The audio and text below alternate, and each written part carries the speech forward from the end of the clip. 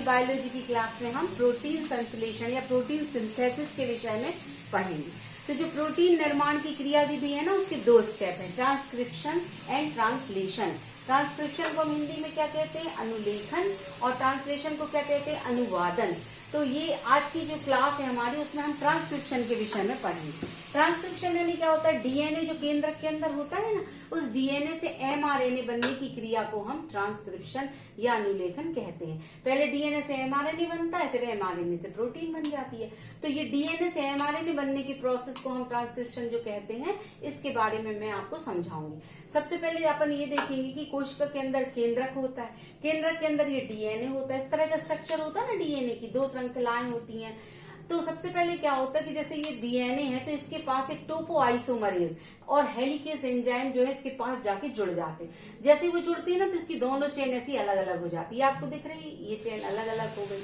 फिर उसके बाद क्या होता है, आरएनए पॉलीमरेज एक एंजाइम होता है, वो यहाँ आके जुड़ जाता है और जुड़ता है। फिर ये जो अलग हो गई ना चेन, तो इस वाले हिस्से को हम डीएनए टेम्पलेट कहते हैं।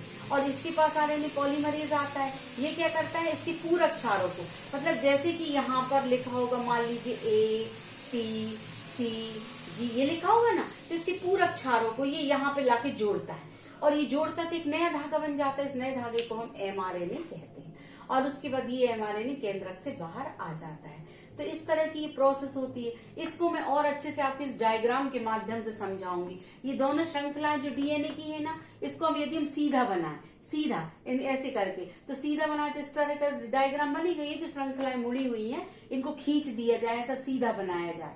तो इसमें क्या होगा, सबसे स्टार्टिंग में एक जो पॉइंट है जिसको हम कहते हैं प्रमोटर, क्या कहते हैं, प्रमोटर। उसका लास्ट वाला जो पॉइंट डीएनए का, उसको क्या कहते हैं, टर्मिनेटर।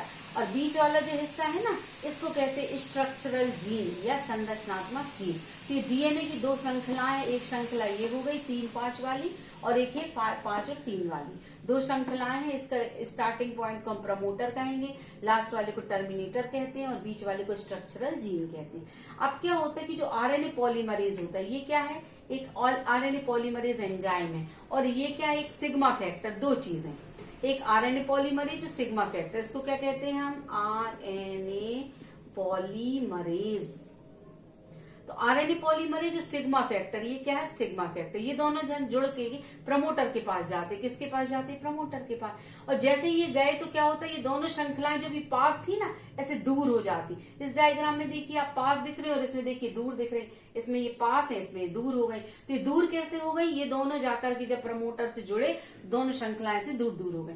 अब दूर दूर हुई तो ये जो आरएनए पॉलीमरेज था ना, इसने क्या किया, ये जो डीएनए की श्रृंखला दिख रही है ना, ये बनी ही हुई थी, इसके पास इसके पूरक क्षारों को लाके वो इसने जोड़ना शुरू करा। कैसे जोड़ना शुरू करा, जैसे कि मान लीजिए कि ये क्षार लगे हुए थे, कौन से वाले, जैसे adenine, thymine, cytosine, guanine, thymine, adenine, ये लगे हैं डीएनए के।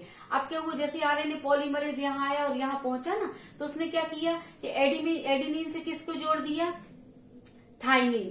तो थाइमिन नहीं जुड़ेगा, क्यों नहीं जुड़ेगा, क्योंकि आरएनए में क्या जुड़ता है, यूरेसिल, है ना। ये अपन आरएनए बन रहा है, तो यूरेसिल जुड़ गया, थाइमिन से जुड़ गया एडेनिन, साइटोसिन से जुड़ गया गुआनिन, गुआनिन से जुड़ गया साइटोसिन, थाइमिन से जुड़ गया एडेनिन, और एडेनिन से जुड़ गया यूरासिल। तो ये जब जुड़े ना, तो एक ऐसी ऐसी ऐसी ऐसी एक नया स्ट्रैंड बन गया। इस नए स्ट्रैंड को ही हम आरएनए कहते हैं। इसको क्या कहते हैं हम, इसी को हम एमआरएनए कहते हैं।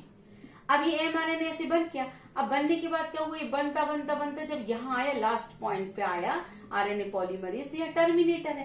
टर्मिनेटर पॉइंट पर एक रो फैक्टर होता है, रो फैक्टर।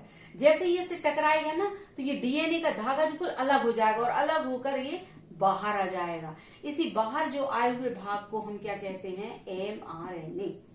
तो इस तरह से जो है डीएनए से एमआरएनए बन जाता है। और ये जो मैंने आपको बताया है ना, ये ट्रांसक्रिप्शन की प्रोसेस, ये प्रोकैरियोट्स में इस तरह से ये प्रोसेस होती है। प्रोकैरियोट्स की जो कोशिकाएं होती है ना, उसमें इसी तरह से एमआरएनए का निर्माण होता है, इसी तरह से ट्रांसक्रिप्शन होता है। अब ये जो एमआरएनए बना ना, ये दो वैरायटी का होता है, या तो मोनोसिस्टोनिक होगा या पॉलीसिस्टोनिक होगा। मोनोसिस्टोनिक मतलब एक ही प्रोटीन बना सकता है, और पॉलीसिस्टोनिक मतलब एक से अधिक प्रोटीन ये बना सकता है। तो लेट्स रिवाइज शॉर्ट में मैं फिर से आपको बताती हूँ कि ये डीएनए में प्रमोटर है आगे पॉइंट, एक होता है टर्मिनेटर, बीच में होता है स्ट्रक्चरल जीन। जैसे ही आरएनए पॉलीमरेज सिग्मा फैक्टर के साथ यहाँ आता है, प्रमोटर से जुड़ता है, तो ये दोनों श्रृंखला से अलग हो गई। फिर यहाँ पर पूरक क्षारों को आरएनए पॉलीमरेज जोड़ता जाता है तो एक अलग चेन बन जाती है। और जैसे ही वो ये लास्ट पॉइंट पे इस रो फैक्टर के पास यानी टर्मिनेटर के पास जो रो फैक्टर होता है वहां पहुंचता है, तो तुरंत ये धागा टूट के अलग होता है और केंद्रक से बाहर आ जाता है। इसको हम एमआरएनए कहते हैं। इस तरह से प्रोकैरियोट्स में ट्रांसक्रिप्शन की प्रोसेस होती है।